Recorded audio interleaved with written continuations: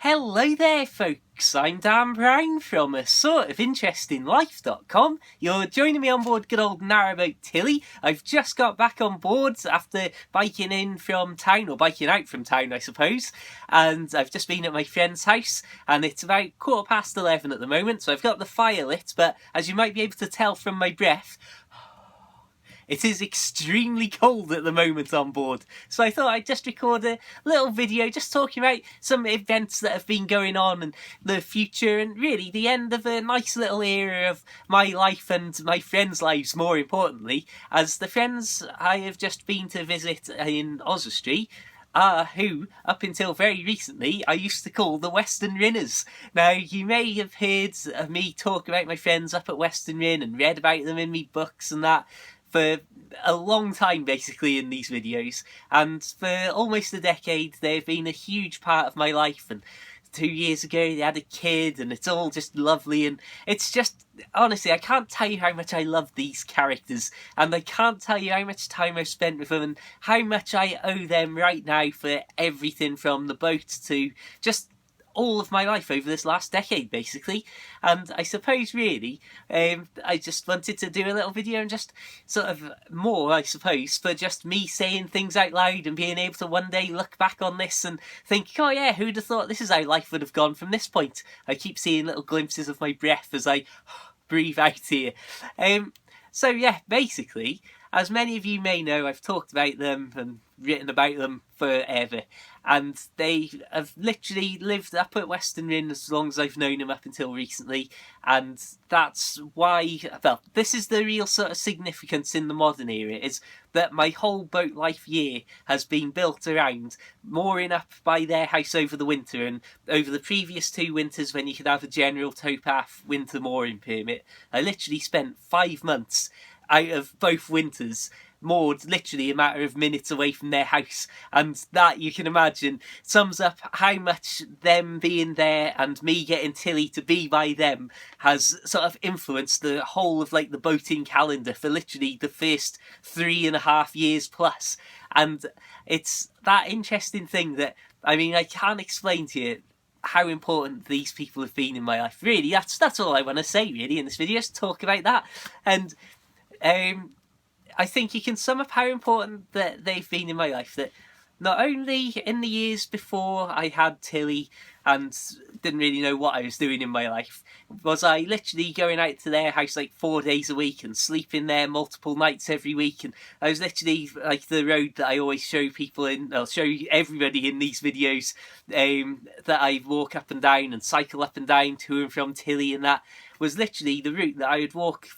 wake up stupid times in the morning, get back stupid times at night sometimes, and just literally wake up, walk off out, obviously assuming I wasn't at work, walk off out to their house, go meet up with them, and then we'd walk goodness knows how many miles, as Western Rinn itself is the ideal place to set out walking down the canal to Chirk and up to Llangollen or down to, well, wherever you want to go really. You've got the low hills right next to you, and that's where last year when I did my big 23-mile walk, when I biked from Tilly down at Maysbury into Oswestry, left my bike at my mum's house, and then walked a huge 23-mile route all through Shropshire and Wales to get to their house. That's the sort of thing that I used to do all the time, and of course being able to have somewhere that I could go and sleep and that was perfect. But also the fact that there were people there who also would join in, and we'd go out in the evenings and do completely just totally random stuff. I mean, one time, just as the random sort of things that we would do,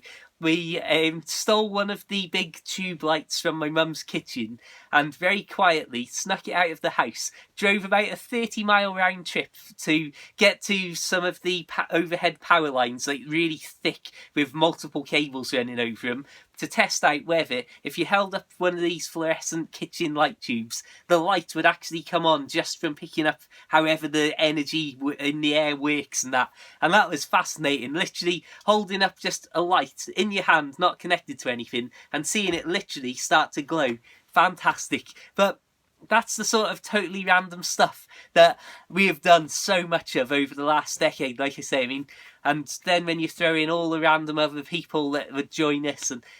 it's just been fantastic. And if you ever watch this video, you know how much I love you and how much of a great importance you have had in my life and literally made so much possible. And I think that that's one of the things as well that should never be overlooked, that it was one of them who, when I had my second hernia, and you can imagine how fed up I was because I'm all about the outdoors and doing stuff, and basically just told, well, you've had your operation, just don't do anything really active for 2 months and don't be doing any lifting or anything crazy or stupid like that. And so you can imagine how fed up I was, especially over the first weeks, just being stuck in me old bedroom when I used to live back with me mum. And it's that sort of thing that then, knowing them and them knowing me, were kind enough to go, yeah, right, let's go down to Maysbury and hop in a kayak or a canoe and paddle down. And so I was like Cleopatra to some extent, just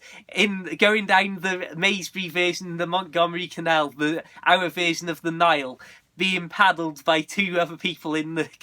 canoe. And it was literally on that trip that one of them suggested, just as a joke in passing, that I should buy a boat to live on. And obviously that moment, without that single act of kindness to lead us to be in that canoe, to have that moment, to then let me go back to my mum's house and still be stuck inside all the time while I was healing up and going, well,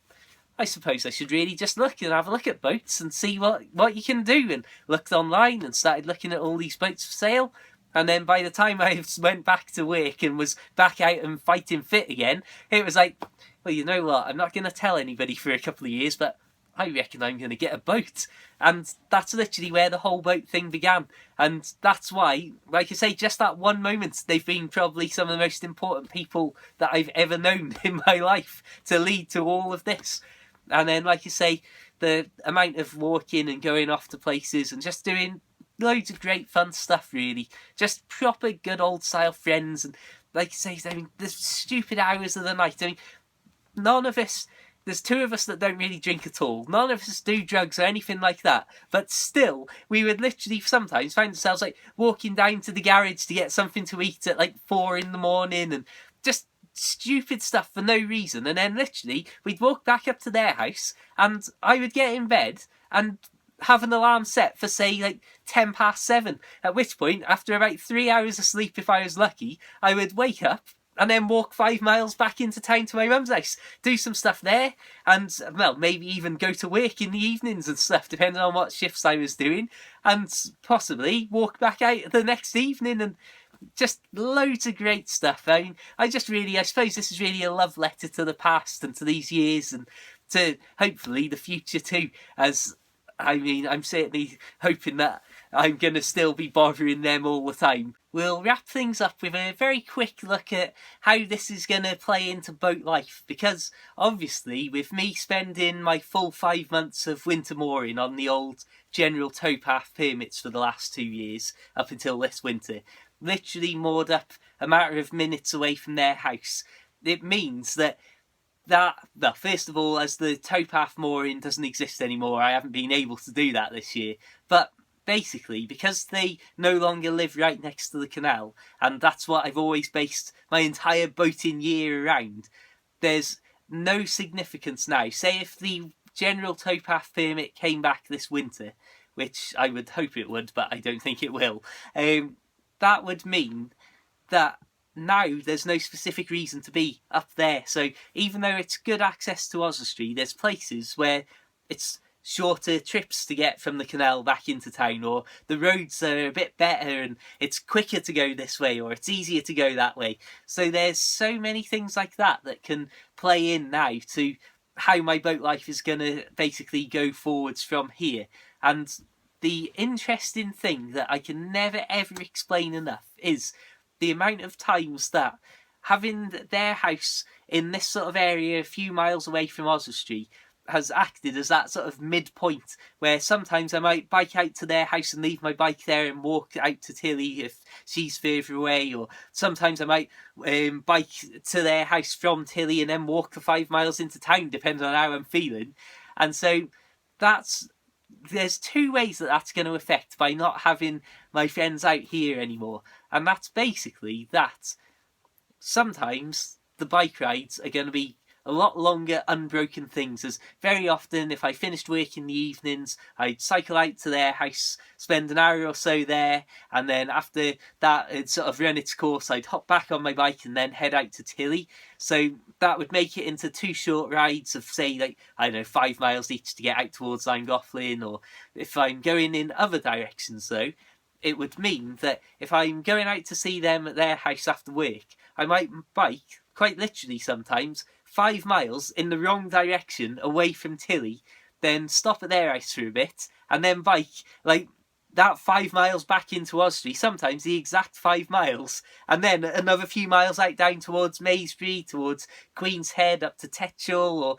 there's so many ways and things like that that are going to alter, and the way that I'm not going to have to sort of plan these routes and plan these great big sort of trips is, in some cases, going to save me a lot of miles and a lot of hassle in the bad weather. As if I'm going into work, then I'll literally just be there in Oswestry with them, my family and various other friends. It's all that sort of figuring it out as I go that we're going to deal with now, and not being bound to this specific sort of area for the winter months and that, and no winter towpath moorings at the moment. This is all also playing a huge part in this sort of general end of an era that it is, I suppose. It's like that whole early part of my boat life, the first like 3 years of blissful ignorance and trying to figure it all out and get used to it, has now been sort of totally washed away as the towpath mooring, the mooring just in the Chirk and Poacher's Pocket area not being a possible thing this winter, along with obviously my friends no longer being there. Those two things are probably two of the biggest events really to happen to me, even though they've one of them's happened to other people in recent times. So again, it's really just figuring it out as I go, I suppose. And I don't want this video to go on for too much longer, but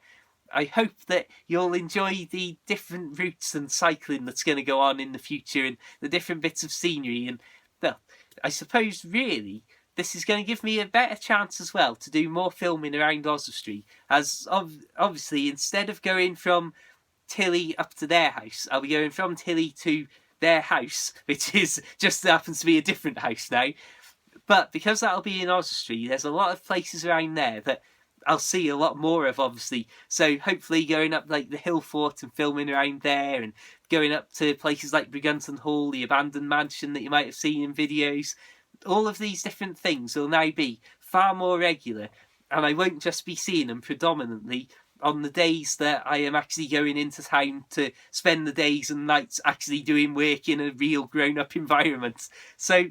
again, there's so many things at play here, so I'm going to wrap things up really, and I don't even want to know what the time is at this point, and that fire I don't think is burning anywhere near as hot as it should be. So I suppose on that note I will simply wrap things up and say thank you so much for watching. This has been a totally random video, I know, and it's just been nice to say it out loud. And my goodness me, the Western Rinners, I love you so much. Right, let's get a move on. Let's get to bed, in fact. Feel free, as always, to check out my other videos for proper boat life videos and less of this drivel that I talk. Feel free to like the Facebook page, or even add me on Facebook and Twitter for loads of boaty pictures and that sort of thing. And please do consider checking out my short Kindle books. You'll find links to those in the description. But again, just nice short boaty books if you're interested. Definitely helps me out if you are. And until the next time, keep it boat worthy, and keep it chill worthy, keep it brr worthy. Until the next time, farewell.